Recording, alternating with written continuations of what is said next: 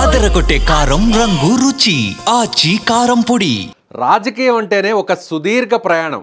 కొందరికి అది పూలబాట, మరికొందరికి ముళ్ళదారి. కానీ ఆ ముళ్ళదారిలోనే నడుస్తూ పడినా తిరిగి లేస్తూ ప్రజల పక్షం వైపు నిలుస్తూ గమ్యం కోసం పరిగెత్తే వాళ్లే అసలైన నాయకులుగా నిలుస్తారు. అలాంటి నాయకుల లక్ష్యం కేవలం పదవుల కోసమే పరుగులు తీయడం కాదు, ప్రజల మనసులో పదిలం కావడం, వారి మన్ననలు పొందడం. ఓటమి ఎదురైనప్పుడు పడిలేచిన కెరటంలా మరింత బలంగా ముందుకు సాగే నాయకులు నేటి రాజకీయాల్లో అరుదుగా కనిపిస్తుంటారు. సరిగ్గా ఈ కోవకే చెందినవాడే నేటి తరం యువ నాయకుడు నవీన్ యాదవ్.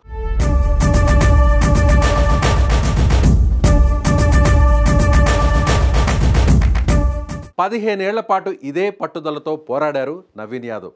ఆయనకు ఎన్ని ఎదురు దెబ్బలు తగిలినా ఆయన ఆశయం మాత్రం చెక్కు చెదరలేదు. నేడు జూబ్లీహిల్స్ ఉప ఎన్నికల్లో విజయం సాధించి తన జీవితంలో మొదటిసారి గెలుపు రుచి చూశారు. ఓటమికే ఓటమిని నేర్పిన నాయకుడు ది వారియర్ నవీన్ యాదవ్ రాజకీయ పోరాట ప్రస్థానం గురించి ఈ వీడియోలో తెలుసుకుందాం.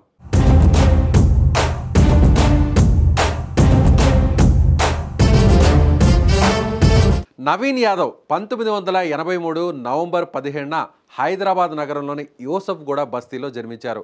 ఆయన తండ్రి చిన్న శ్రీశైలం యాదవ్, తల్లి కస్తూరి యాదవ్ మొదటి సంతానం నవీన్ యాదవ్. నవీన్ యాదవ్ బాల్యమంతా స్థానికంగానే గడిచింది. ఇక్కడి ప్రజలతో, వారి సమస్యలతో ఆయనకు చిన్నప్పటి నుంచే పరిచయం ఏర్పడింది. ఆయన చదువు కూడా ఇక్కడే కొనసాగింది. 2000 సంవత్సరంలో మహాత్మా గాంధీ మెమోరియల్ స్కూల్లో 10వ తరగతి పూర్తి చేశారు నవీన్. 2002లో విజ్ఞాన్ విద్యాలయం జూనియర్ కాలేజీలో ఇంటర్ని పూర్తి చేశారు. ఆ తరువాత 2007లో CSIIT బేగంపేట నుంచి బ్యాచిలర్ ఆఫ్ ఆర్కిటెక్చర్ పట్టాను పొందారు. చదువు పూర్తయ్యాక రియల్ ఎస్టేట్ వ్యాపారంలో కొంతకాలం అడుగుపెట్టారు. వ్యాపారంలో రాణిస్తున్న ఆయన మనసు మాత్రం ప్రజాసేవ వైపే లాగింది.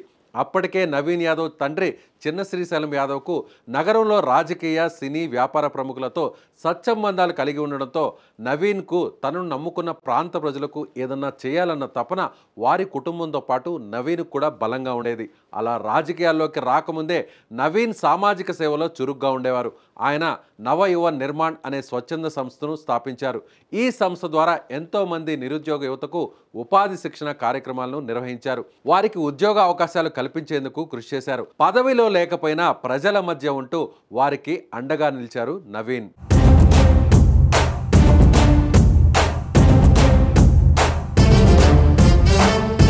ఇక నవీన్ యాదవ్ 2009లో రాజకీయ ప్రస్థానం మొదలెట్టారు.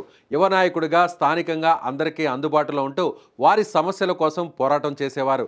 2014లో MIM తరపున జూబ్లీహిల్స్ అసెంబ్లీ నియోజకవర్గం నుంచి ఎమ్మెల్యేగా పోటీ చేసి 2వ స్థానంలో నిలిచారు. జూబ్లీహిల్స్ ఓల్డ్ సిటీలో లేకపోయినా MIM తరపున పోటీ చేసిన నవీన్ 2వ స్థానంలో నిలిచి హైదరాబాద్ సిటీ పాలిటిక్స్లో ప్రత్యేక ఆకర్షణగా నిలిచారు. ప్రధాన పార్టీల నుంచి పోటీ చేయాలని నవీన్ ప్రయత్నించినా వారి కుటుంబ వ్యతిరేక వర్గం నుంచి టికెట్ రానివ్వకుండా అడ్డుకోవడంతో 2018లో జూబ్లీహిల్స్ స్వతంత్ర అభ్యర్థిగా పోటీ చేశారు నవీన్. ఈ ఎన్నికల్లో దాదాపు 20,000కు పైగా ఓట్లను సాధించడం విశేషం.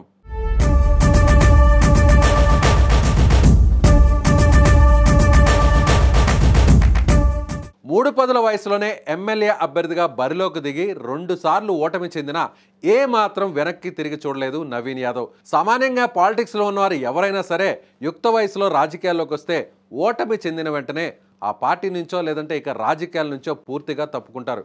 కానీ నవీన్ యాదవ్ తత్వం వేరు.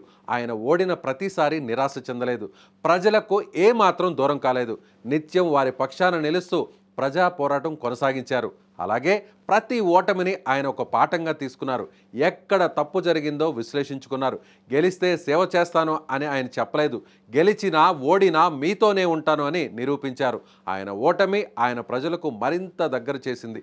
ఆయన ఓపిక, ఆయన పట్టుదల ప్రజలను ఆకట్టుకున్నాయి. తిరిగి 2023 అసెంబ్లీ ఎన్నికల్లో స్వతంత్ర అభ్యర్థిగా జూబ్లీహిల్స్లో నామినేషన్ వేశారు నవీన్ యాదవ్. అప్పటికే నవీన్ యాదవ్ సుదీర్ఘ పోరాటాన్ని, స్థానిక ప్రజల్లో ఆయనకున్న పేరును కాంగ్రెస్ పార్టీ గుర్తించింది. అప్పటి TPCC అధ్యక్షుడు రేవంత్ రెడ్డి పిలుపుతో నామినేషన్ను విత్డ్రా చేసుకున్న నవీన్ కాంగ్రెస్ పార్టీలో చేరి అప్పటి కాంగ్రెస్ పార్టీ అభ్యర్థి అయిన మాజీ క్రికెటర్ అజరుద్దీన్ను బలపరిచారు.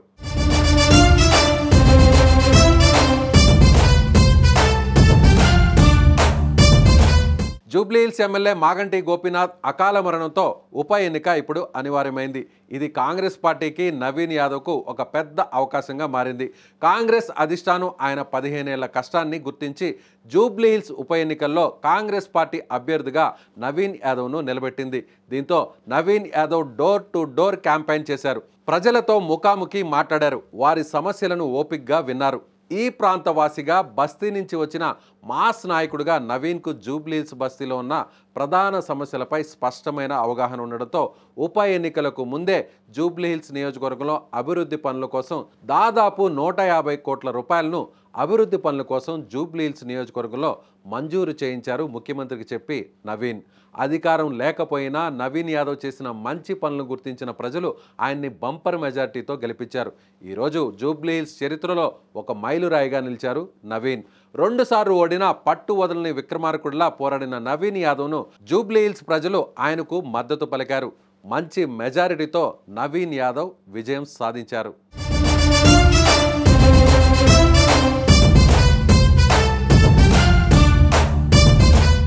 ప్రతి ఓటమి తర్వాత నవీన్ యాదవ్ ప్రజలకు మరింత దగ్గరయ్యారు. ప్రజల ఆశలను మోస్తూ మరింత బలంగా పోరాడారు. ఈ విజయం ఒక్క రోజులో వచ్చింది కాదు. 15 ఏళ్ల ఓపికకు, సహనానికి, ప్రజల పక్షాన నిలిచినటువంటి ధైర్యానికి, అలుపెరుగని పట్టుదలకు, నిరంతర ప్రజాసేవకు దక్కిన ఫలితం. ఈ ఘన విజయం ద్వారా నవీన్ యాదవ్ ఒక సత్యాన్ని ప్రపంచానికి చాటి చెప్పారు.